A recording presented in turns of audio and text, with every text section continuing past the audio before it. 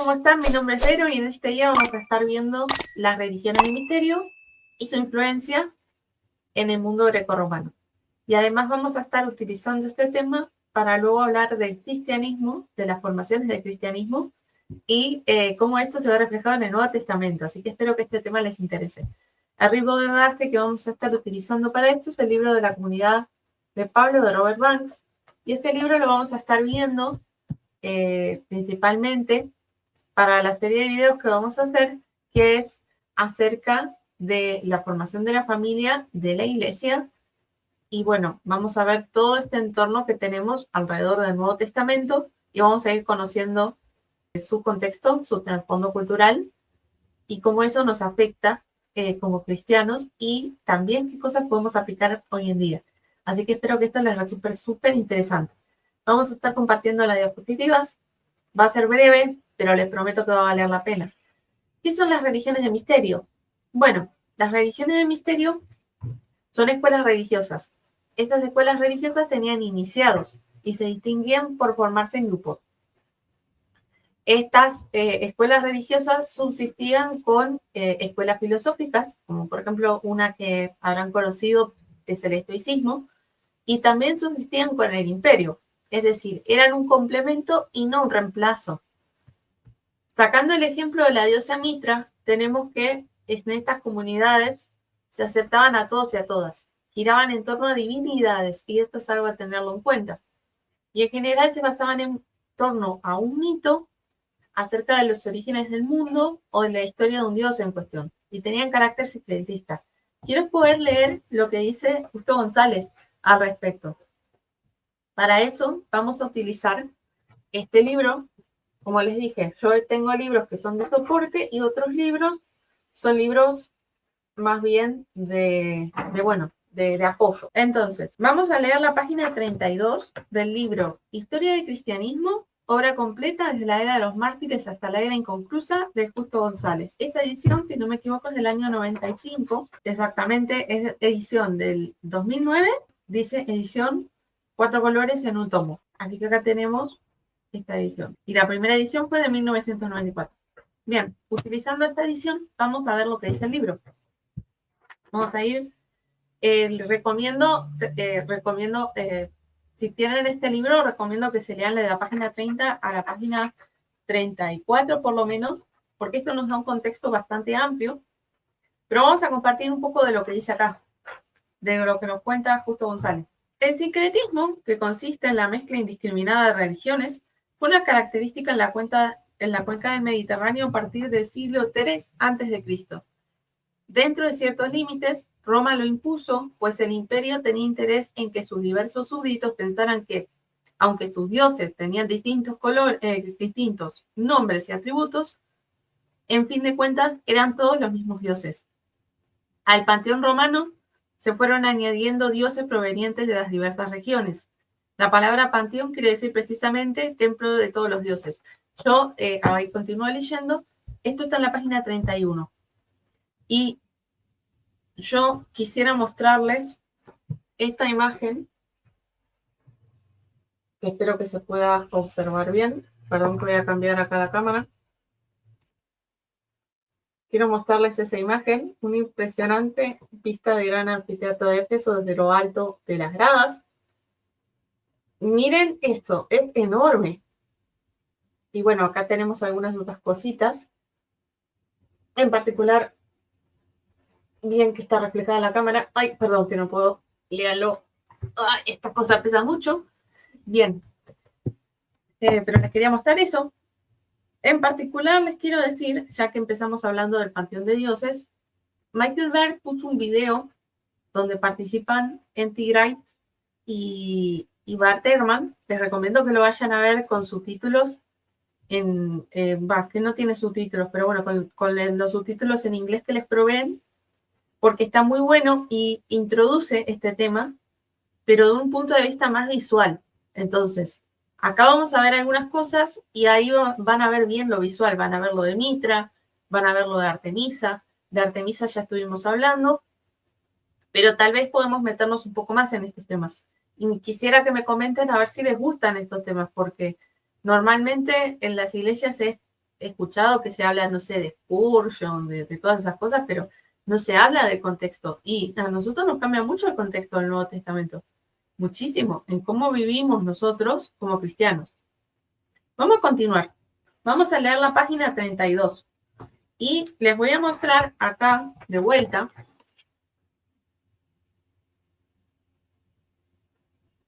eso es para un dios griego de la salud, que ustedes ahí ven que es parte de ese culto a este dios. Entonces, esas cosas no se mencionan normalmente, pero están. Y eso tienen que tenerlo en cuenta que está, cuando nosotros leemos todo el Nuevo Testamento, está toda esa cosa con los dioses por ahí alrededor, en las ciudades, digamos, o sea, donde, por ejemplo, no sé, en Éfeso, en Corintio, todos esos lugares, y vamos a ver ejemplos de eso. Están todas este tipo de cosas. Entonces, es algo de tenerlo en cuenta. Yo recién le mostré en Éfeso. Eso vamos a tenerlo que tener muy en cuenta, porque no es lo mismo una ciudad que está llena de dioses paganos a una ciudad que está poblada de judíos. No, no es lo mismo, claramente. Por los mismos caminos que transitaban los mercaderes y misioneros cristianos, transitaban también gentes de muy variadas religiones. Y todas estas religiones se entremezclaban y confundían en las plazas y los foros de las ciudades. El sincretismo era la moda religiosa de la época. Página 32, estoy leyendo. En tal ambiente, tanto los judíos como los cristianos parecían ser gentes intransigentes, que insistían en su único Dios y distinto de todos los demás dioses. Y ahí tenemos la primera distinción. El Dios nuestro, el Dios de los cristianos, es distinto de los demás dioses. No puede coexistir en un panteón. Por esta razón, muchos veían en el judaísmo y en el cristianismo un quiste que debía ser extirpado de la sociedad romana, porque justamente vamos a ver, y de hecho lo leímos, que estas religiones de misterio, como estaban acá, eran un complemento, no eran un reemplazo. Pero en el cristianismo, nosotros, en el cristianismo, tenemos que, justamente, lo que acabamos de leer, muchos veían en el judaísmo y en el cristianismo un quiste que debía ser extirpado de la sociedad romana, porque insistían, acá vuelvo al renglón anterior, insistían en su Dios único y distinto de todos los demás dioses. Y acá, Justo González sigue escribiendo, pero fue el culto al emperador el punto neurálgico que desató la persecución. Hace unos días yo puse un video de Michael Berg contando el origen de cómo surgió el término de cristianos. Les recomiendo que lo vean, de vuelta, lo voy a dejar acá. Son videos cortos, vayan a verlos. Son muy útiles y ustedes van a ver que en la serie de videos que voy a hacer va a cobrar todo el sentido. Eso es importante verlo. Pero vamos a ir viendo este tipo de cosas y vamos a contextualizar todo lo que es el Nuevo Testamento. Porque hay que contextualizarlo, o sea, tenemos que tener en cuenta, porque la realidad es que, y esto no lo quiero decir, digamos, desde un punto de vista como que la gente no lo sabe, no pasa por ese lado, pero no es lo mismo, y lo voy a poner en el término del casamiento. No es lo mismo cuando te cuentan de que uno se va a casar y la vida de casado a estar casado. No es lo mismo. Entonces, no es lo mismo leer sin un contexto histórico que leer con el contexto histórico, con imágenes, con lo que uno se hace mejor idea. Es lo mismo que la gente que se va a vivir a otro país. Uno ve fotos de otro país, pero uno sabe cómo la persona vive en ese país cuando se recién cae a ese país. Y yo puedo transmitir, por ejemplo, no sé, que acá hay problemas económicos o lo que sea, pero las verdaderas personas que van a entender eso son las que lo están viviendo en el lugar, o las que ven, por ejemplo, lo que pasa en las noticias, están informados o lo que sea. Si no, bueno, queda como una historia y ya está de lo que estoy diciendo, pero no, en este caso va a ser muy relevante, por eso les quería mostrar fotitos también. Bien, entonces, en tal ambiente, tanto los judíos como los cristianos parecían ser gentes intransigentes. Bueno, esto ya lo leímos. Voy a ir un poco más abajo. Entonces, muchas veces esas persecuciones tenían características políticas, pues el culto al emperador era uno de los medios que Roma utilizaba para fomentar la unidad y lealtad a su imperio. Negarse a rendir ese culto era visto como señal de traición o al menos de deslealtad. Luego, no son pocos casos en que resulta claro que, al mismo tiempo que un mártir moría por su fe, quien le condenaba lo hacía impulsado por sentimientos de lealtad política. Entonces, y esto lo voy a nombrar, ayer vi una entrevista a Piñero, y una de las cosas que él comentaba es el tema de si Jesús, por ejemplo, fue alguien que se salió en contra, digamos, del imperio. Entonces, estaba esa idea, digamos, ahí. Y de hecho uno lo puede leer en varias personas, y estaba esa idea. Entonces, acá lo que dice el libro es que el hecho de rendir ese culto, y está en torno al tema del emperador, en muchos casos resultaba que era visto como una señal de traición o al menos de deslealtad. Una imagen clara la podemos ver en una película que está disponible en YouTube, que es Policarpo. Ahí uno puede ver cómo en un momento a un muchacho se le pide rendir lealtad al César y se niega llevando su incienso y es acusado delante de las autoridades. Entonces, este tema de la lealtad al emperador era un tema bastante relevante. Entonces, luego no son pocos los casos en que resulta claro que al mismo tiempo que un mártir moría por su fe, quien le condenaba lo hacía impulsado por sentimiento de lealtad política. Entonces tenemos esto. ¿Qué tiene que ver esto con la religión de misterio? Justamente estoy leyendo lo que sigue. Por otra parte, el sincretismo de la época también se manifestaba en lo que los historiadores de hoy llaman religiones de misterio, o sencillamente misterios. Estas religiones no centraban su fe en los viejos dioses del Olimpo, como Zeus, Poseidón, Afrodita, etc., sino en otros dioses de carácter más personal. Bien, entonces, acá vamos a meternos de vuelta a la diapositiva porque voy a tener que poner algunas cosas. Y voy a ir agarrando y leyendo de a poquito con esto. Estábamos que tenían iniciados, se formaban en grupos, subsistían con el imperio y las escuelas filosóficas, porque vimos que negar la lealtad al emperador, chau. O sea, moriste. Así. Aceptaban a todas las personas que querían entrar mientras se formaran parte de ese grupo, ¿no? Y se basaban en un mito acerca de los orígenes del mundo, la historia del dios en cuestión, y tenía un carácter sincretista. Entonces, vamos a seguir con el trasfondo histórico, disculpen. En los siglos anteriores, antes de que se desatara el espíritu sincretista y cosmopolita, cada cual era devoto de los dioses en el país que había nacido. Pero ahora, en medio de la confusión creada por las conquistas de Alejandro y de Roma, cada cual tenía que decidir a qué dioses le iba a prestar su devoción. Cada uno de estos dioses, de los misterios, tenía sus propios devotos, que eran aquellos que habían sido iniciados. Yo, como les digo, les estoy mostrando la diapositiva, les conté la historia, pero ahora les estoy leyendo lo que dice Justo González para que vean, digamos, la consistencia. Entonces, si ustedes quieren más información de esto, van a tener que ir a leer, como les dije, de estas páginas del libro. En los comentarios, si quieren, me pueden decir si quieren que les deje algún fragmento, porque si no tenemos que leer todo el libro, que me parece que podemos presentar el tema un poco mejor. Pero faltaría leer la página 33 y la página 34. Esto del libro de Justo González que estoy leyendo ahora. Ahora sí podemos entrar tal vez a Pablo, al apóstol Pablo. Entonces, ¿qué ocurre con estas religiones de misterio? Bueno, una pregunta que uno se podría hacer es, tenemos a Pablo, perseguidor de los cristianos, se convierte. ¿Qué contacto tuvo Pablo con estos grupos? Bien, la primera cosa a decir es que es poco probable que haya sido más que un miembro de la comunidad farisaica y asistente a la sinagoga y al templo. Esto lo vemos acá en el libro de Vance. Eso es importante mencionarlo. De hecho, lo tengo acá en la nota. A ver si... Es la página 28, si ustedes van a ver. En la página 28 van a ver este statement. Van a ver que está ahí. Bien. Entonces, ser entrenado por los fariseos no le había permitido tener ninguna otra asociación. Esto tenemos que tenerlo en claro.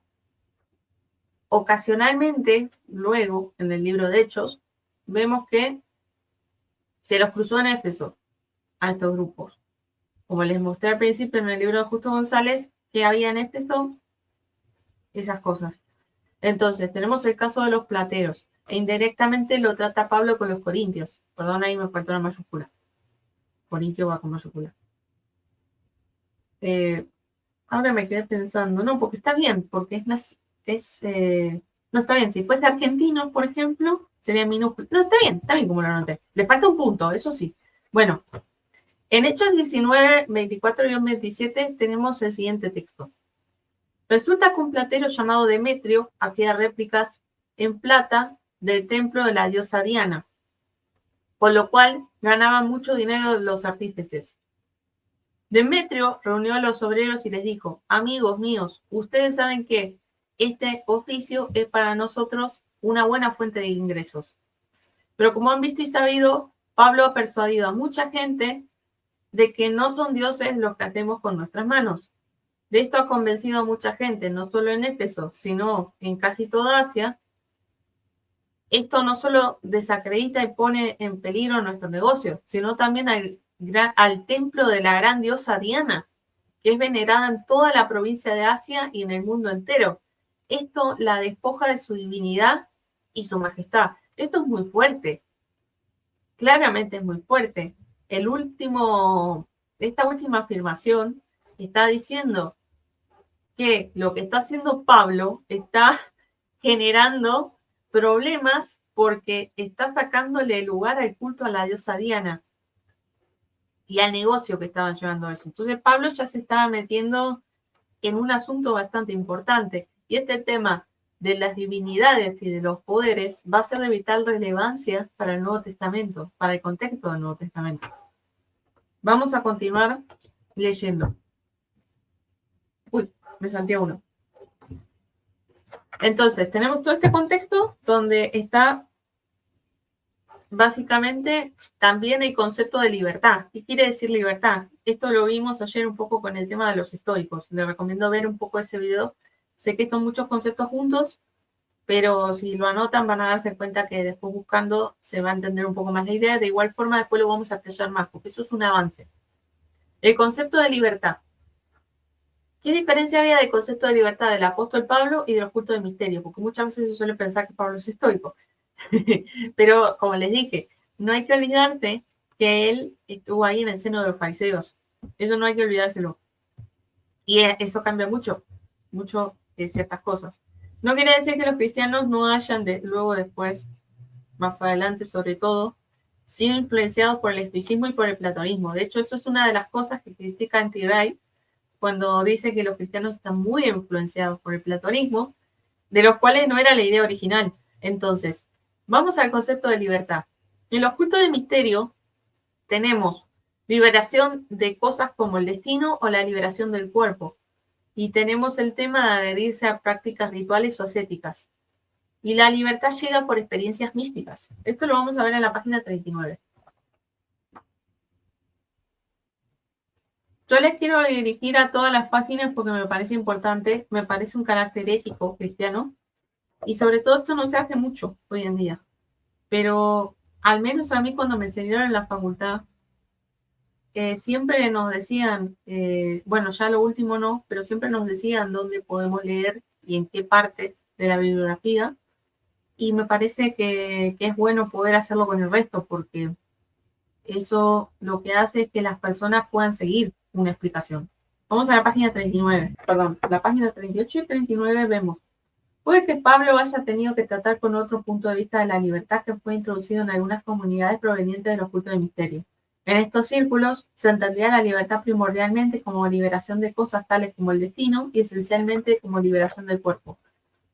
Y acá abajo lo que les voy a decir es que en este libro ustedes tienen abajo citas. Perdón, voy a poner la cámara entera porque ustedes no van a ver lo que yo estoy diciendo, sino tendría que estar andando ahí está el autofoco. Ustedes van a ver que ahí abajo figuran las citas a donde ustedes pueden ir. Y lo bueno de estas citas Es que están en internet varias de estas, porque son literatura antigua. Entonces, al ser ese tipo de literatura, muchas de estas citas ustedes pueden ir a leerlos en internet. No todas son libros. Y este libro es bastante accesible porque hace un medio entre lo que es la academia y lo que es algo relatado. De hecho, la primera cosa que nos dice el autor, adelante, es que no es un libro técnico, pero tampoco popular. Esa es la primera frase que él define. Por eso me gusta utilizar este material. Ahora, esto quiere decir que uno va a leer, digamos, todo el libro y vamos a estar presentando únicamente eso, no, porque claramente estamos presentando un tema. Nos basamos en esto, en estos recursos, pero justamente la idea es poder estudiar el tema, que lo podamos ver en conjunto. Y lo que podamos estudiar en conjunto es importante. Además, me sirve mucho lo que ustedes estén comentando y diciendo, porque eso también va a dirigir a qué cosas vamos a seguir aprendiendo.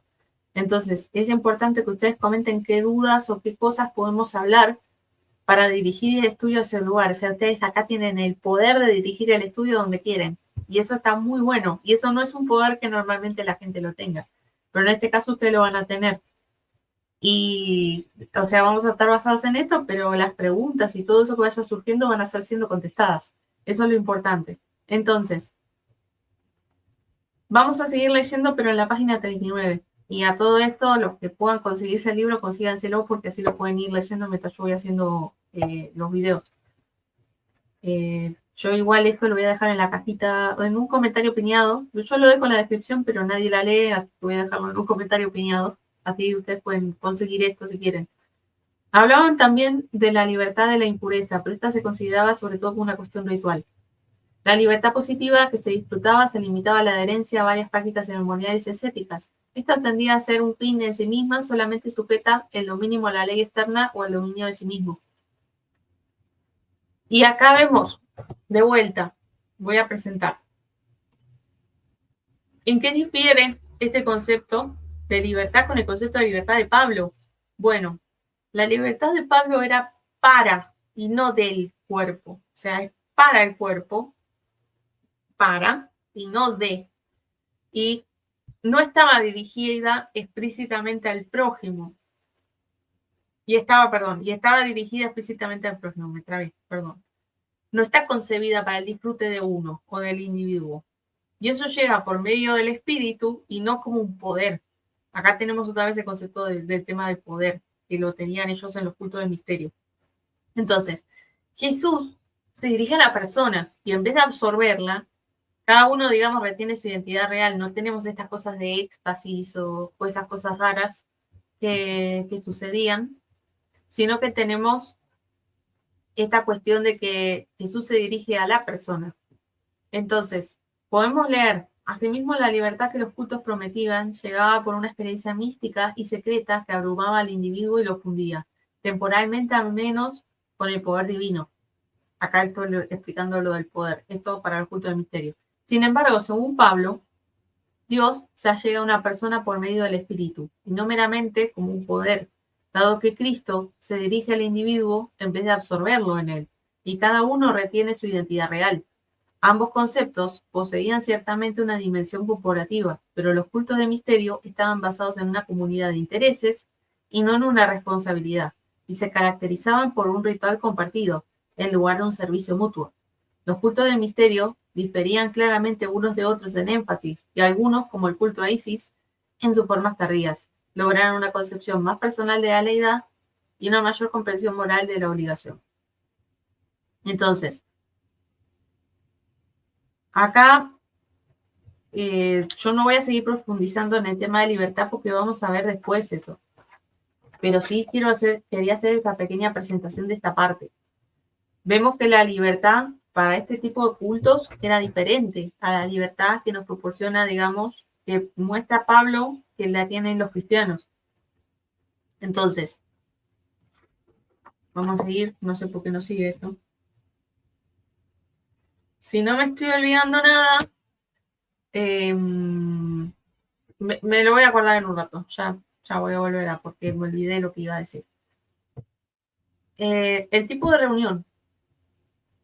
tipos de reuniones de los cultos de misterio teníamos que se unían como una comunidad de intereses. Para eso vamos a ir a la página 47. Vamos a estar por ahí por la página 47. Entonces, se reunían con una comunidad de intereses y el ritual compartido como característica. Esto lo vamos a tener muy en cuenta. Es decir, eso caracteriza a los cultos del misterio. Éxtasis, ritual compartido como característica, comunidad de intereses. Vemos qué cosas no hay que y qué cosas hoy en día pasan y que no hay que ponerse a replicar. A veces hay paralelos en algunas cosas que vemos. Y justamente, ¿qué distingue, digamos, a los cristianos de cualquier otra reunión, de otras religiones? Porque eso hay que tenerlo en cuenta.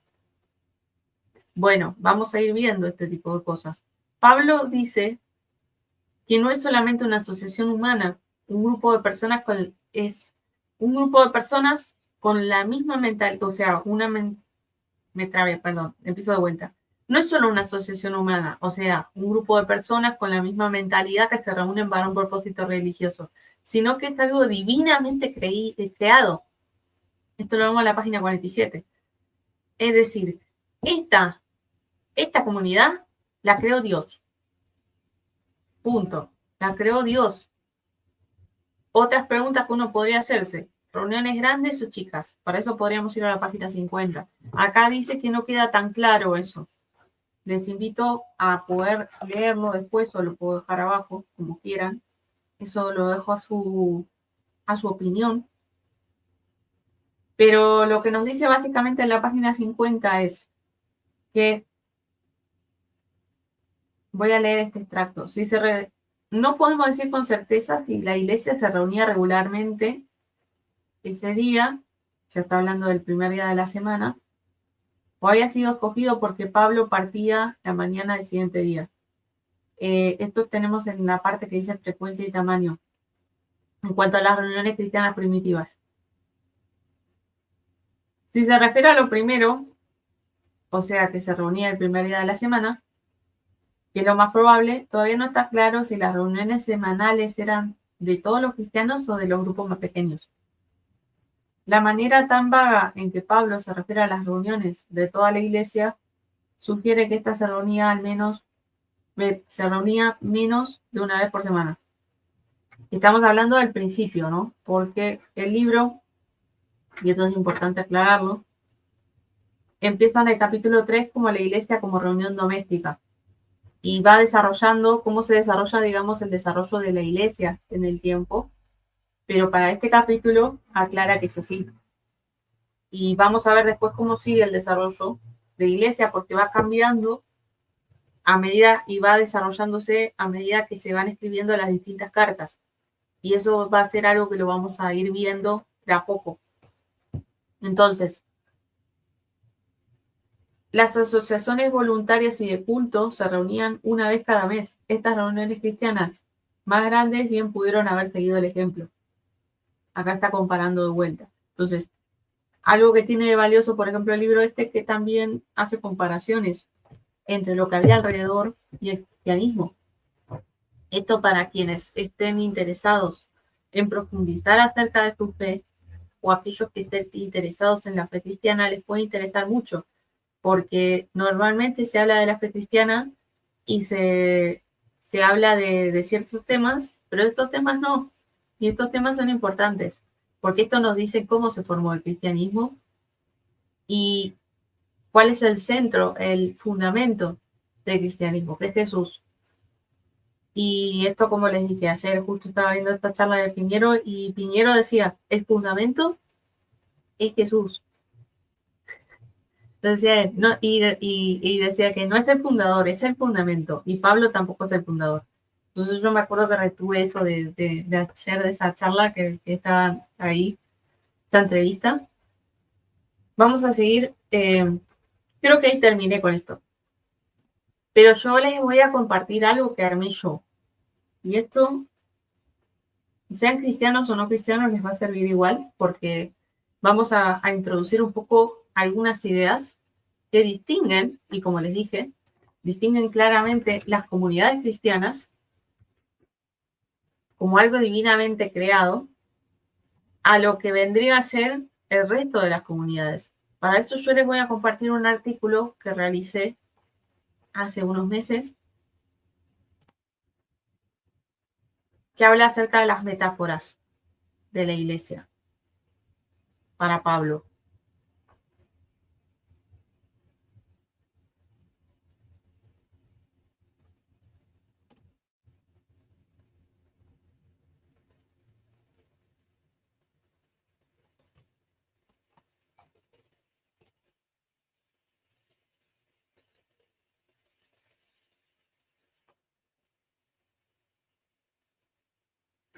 Ahí yo ya lo encontré. Primero les voy a mostrar algo que me parece que va a ser relevante al asunto.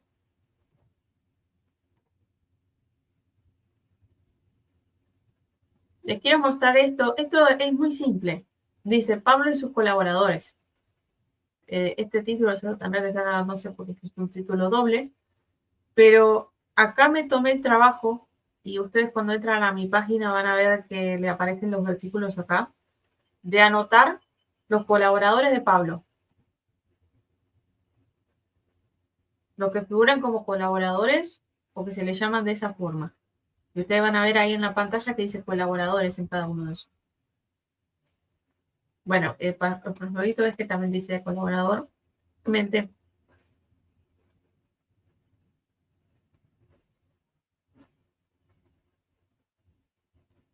Acá me tomé el trabajo de hacer eso. ¿Por qué son importantes? Porque están vinculados al ministerio de Pablo. Y esto va a ser de relevancia, digamos, para el contexto del Nuevo Testamento. Vamos a compartir esto que está acá. La iglesia son personas diferentes juntas como familia. Personas cuyas vidas fueron transformadas por la muerte y la resurrección de Jesucristo. De modo que si alguno está en Cristo, nueva criatura es. Las cosas viejas pasaron, son todas hechas nuevas. Acá no sé por qué me olvidé de poner eso.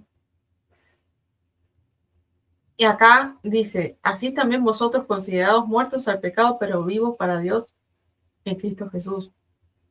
Entonces, esta forma de escribir que tiene en 2 Corintios es bien raro para el que no conoce, digamos, a qué se está refiriendo Pablo. ¿Qué quiere decir muertos al pecado, vivos para Dios en Cristo Jesús? Justamente lo que yo estaba mencionando, el fundamento es Jesús. Y acá vemos que nosotros, los cristianos, somos un cuerpo y ese cuerpo tiene, digamos, distintas metáforas. Y acá tenemos, somos una familia, nos llamamos porque tenemos un mismo padre en común. Esto al igual lo vamos a desarrollar con mayor detalle. Porque todos son guiados por el Espíritu de Dios. Luego de haber presentado eso que lo acabo de presentar de Vance, podemos leer esto. Porque todos son guiados por el Espíritu de Dios. Estos son hijos de Dios. El concepto de hijos también lo vamos a ver, porque tal vez a los que son judíos o a los que están relacionados con el tema de las filosofías, les puede interesar qué quiere decir ser hijos, porque el concepto de hijo estaba por ahí también dando vueltas. Bueno, pero justamente nos está relacionando con el Padre, nos está relacionando con Dios, y todos los que son guiados por el Espíritu de Dios son hijos de Dios. Y acá también tenemos otro concepto, el concepto de hermanos. Este concepto de hermanos lo vamos a ver integrado con el tema del ágape y la diferencia, digamos, de amor que había entre estos hermanos y cómo se daba ese amor en la comunidad, a diferencia de en otras comunidades, en otros lados. ¿Qué distinguía a los cristianos en este amor en particular? Un amor tan grande como para decir que puedan ser llamados hermanos, pero no solo llamado hermanos, sino cómo se aplica ese término. También se lo describe con un pueblo, con un rey. El rey se sienta a la diestra del Padre y gobierna sobre los suyos. Vosotros sois linaje escogido, real sacerdocio, nación santa, pueblo adquirido por Dios. Bueno, acá me metí con Primera de Pedro, pero acá podemos leer a fin de que anunciéis las virtudes de aquel que os llamó de las tinieblas a la luz admirable. Y acá dice, se sentó a la diestra. Él es el resplandor de su gloria. Bueno, en Hebreos en este libro tenemos acerca de toda la parte sacerdotal. Entonces, si alguno no está particularmente familiarizado con el libro de Hebreos, puedo invitarlo a que lo vea, porque ahí tenemos toda la parte del sacerdocio y vemos a Jesús con esa imagen. Entonces, en Hebreos 1:3 tenemos, Él es el resplandor de su gloria y la expresión exacta de su naturaleza, y sostiene todas las cosas por la palabra de su poder. Después de llevar a cabo la purificación de los pecados, se sentó a la diestra de la majestad en las alturas. Toda la teología que tiene ahí en Hebreos está basada en Cristo y lo agarra con pedazos que lo podemos ver en Levítico. Un cuerpo con muchos miembros. Estamos hablando de que es la iglesia. Un cuerpo con muchos miembros. Cada uno hace una cosa diferente y no se pisan entre sí. Vosotros, pues, sos el cuerpo de Cristo y cada uno miembro en particular. Cada miembro va a tener su rol y su función. Ahora, eso no les quita la misma dignidad, porque veíamos que en la sociedad grecorromana tenemos que los roles y las funciones, acá les estoy tirando un montón de información junta, lo sé, pero los roles y las funciones definen el estado de la persona y también el género, también el género, todo eso va a influir en cómo es la persona, en lo que puede hacer. Pero acá cada uno es importante y tiene la misma dignidad y cada uno de estos miembros tiene sus dones y sus talentos para poner en servicio a los demás. Y cada uno es tratado con la misma dignidad el uno con el otro. El cuerpo no es solo un miembro, sino muchos, y cada uno se necesita entre sí. Entonces, cuando leemos, vamos a leer de personas, y esto es importante, son distintas personas, y como dice Gálatas, de diferentes lugares, idiomas, trasfondos, tradiciones, que se juntan. Gálatas nos da un principio muy importante, y acá quiero leer esto que dice acá. No hay judío ni griego, no hay esclavo ni libre, no hay hombre ni mujer, porque todos sois uno en Cristo Jesús. Y aún así, los cristianos se juntaban en una misma mesa a comer, todos juntos, con esas diferencias, pero se trataban dignamente unos con otros. Entonces, les pregunto, por ejemplo, uno se puede sentar en la misma mesa a hablar con personas tan distintas entre sí, a hablar, en este caso puse ahí de religión, pero puede ser de cualquier cosa. Claramente va a haber diferencias entre sí y estas diferencias las vamos a ver que están. Y justamente una de las cosas que van a hacer las cartas pastorales es tratar de solucionar los problemas que se dan. Y también en las cartas vamos a ver problemas que se dan con el exterior, porque incluso tenemos gente que se pone en autoridad, hermanos que se pelean entre sí, hermanas que se pelean entre sí, hay iras, hay contendas y todo esto lo tenemos en este contexto. Entonces, a veces ser malío. Y eso también pasa, pero sin embargo compartían una misma mesa, recordando el sacrificio de Jesucristo. Y vamos a tener todos estos distintos trasfondos y lugares. Y a Jesús le gustó que sea así, una mesa compuesta por muchas personas diferentes.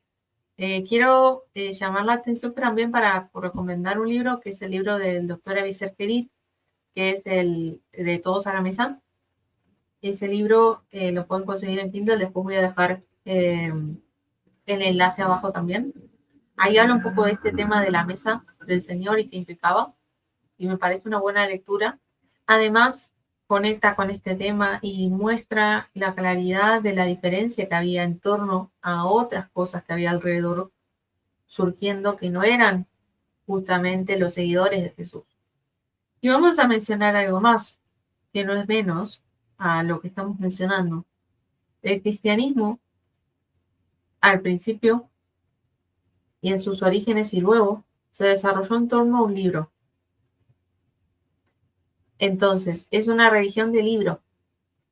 Y esto va a ser muy importante porque no es lo usual, pero los cristianos se basaban mucho en lo que se decía, lo que decía el Antiguo Testamento, lo que decían luego los escritos de Pablo, se basaron en eso, al punto de que dice que toda esa escritura es inspirada por Dios, útil para enseñar, para redarguir, para instruir en justicia, a fin de preparar a todo hombre para la obra, creo que dice. es un Timoteo.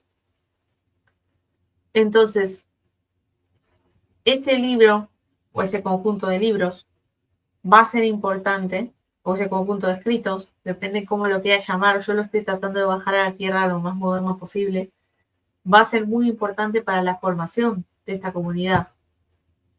Y tal vez uno puede decir, bueno, pero había distintas comunidades, también surgieron comunidades donde se planteaban herejías o cosas que hoy entendemos, digamos, como herejía, todas esas comunidades también están por ahí dando vueltas.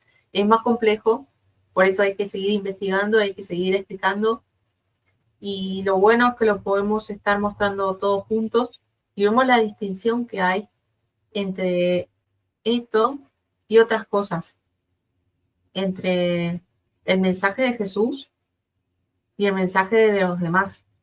Pero vamos a seguir hablando de eso.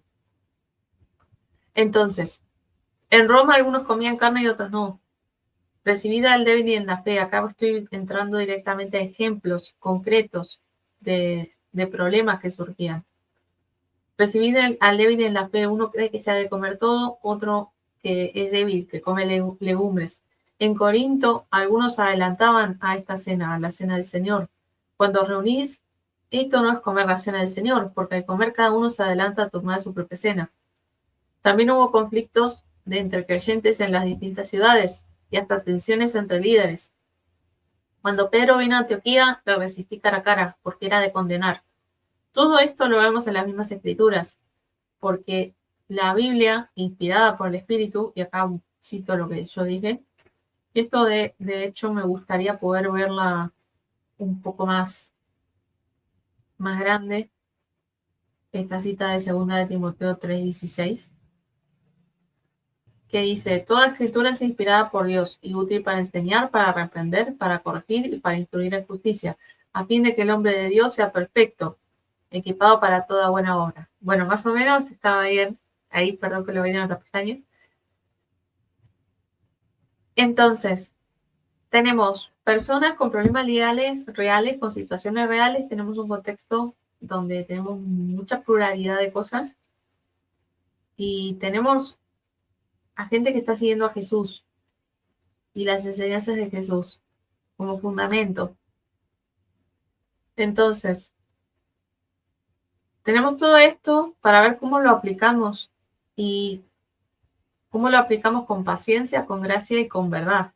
En este sentido, se nos dejan cartas y muchas, cartas que ponen en alto verdades de la fe cristiana, pero también cómo tratamos con las personas que van a ser parte de la Nueva Jerusalén. No sé si alguno está familiarizado con el libro de Apocalipsis, yo sé, creo que muchos sí, pero el libro de Apocalipsis muchas veces se lo toma del lado más de los problemas y muchos hacen sensacionalismo de ese libro, pero la realidad es que nos habla del trono de Dios, de la reunión de las personas con el Señor, del cumplimiento de las promesas en su totalidad, de la eternidad, de no más llanto ni dolor, de la Nueva Jerusalén, como estoy viendo acá, y vi la santa ciudad, la Nueva Jerusalén, que descendía del cielo, de Dios, preparada como una novia ataviada para su esposo. La imagen de novia para la iglesia, por ejemplo, la vamos a tener también.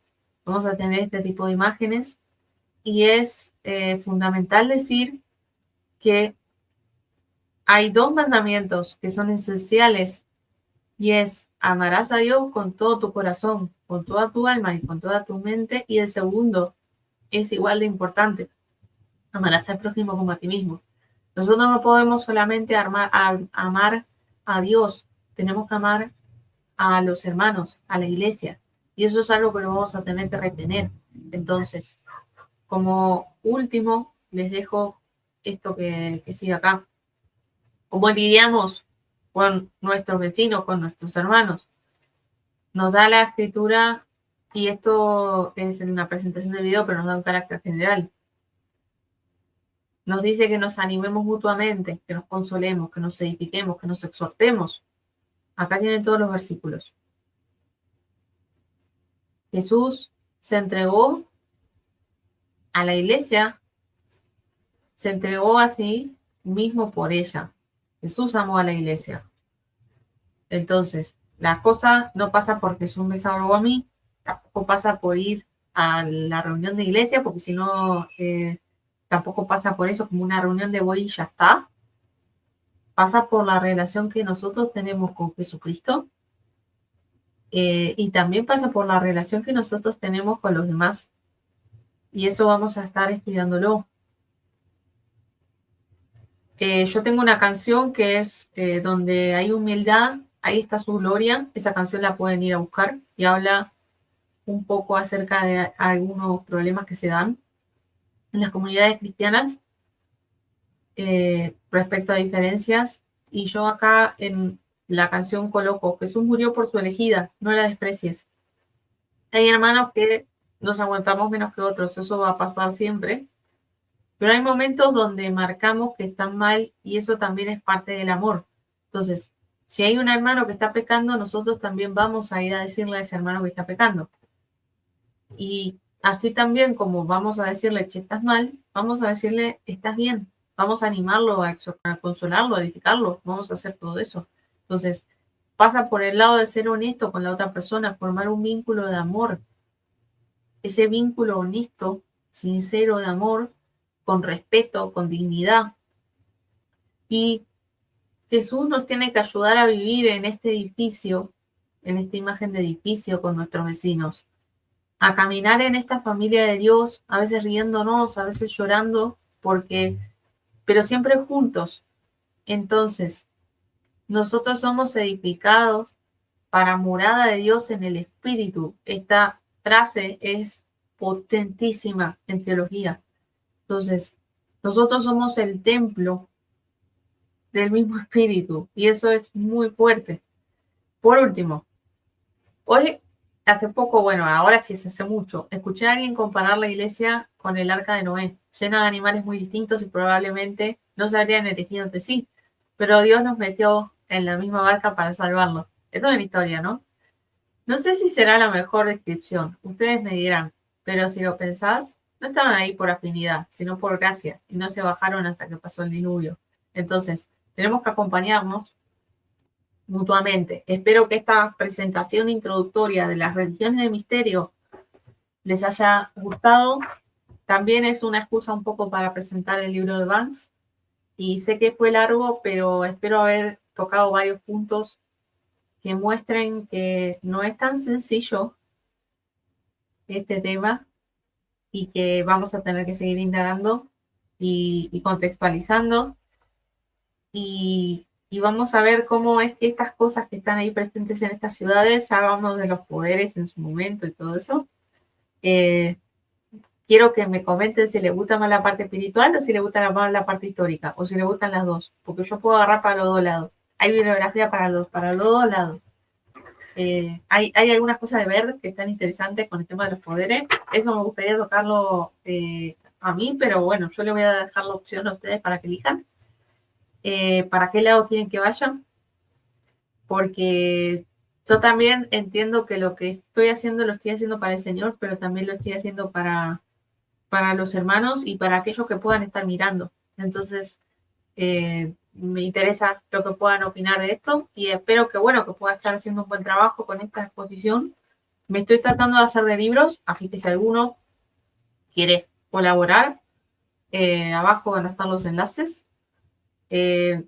Van a ver que casi siempre uso relativamente pocos libros, y algunas cosas que consigo las consigo por internet y trato de ver de conseguirlas, pero justamente porque salen caros los libros y no puedo conseguirme 3 o 4 libros. Hay uno que quería conseguir que era Stranger Edition de Gupta.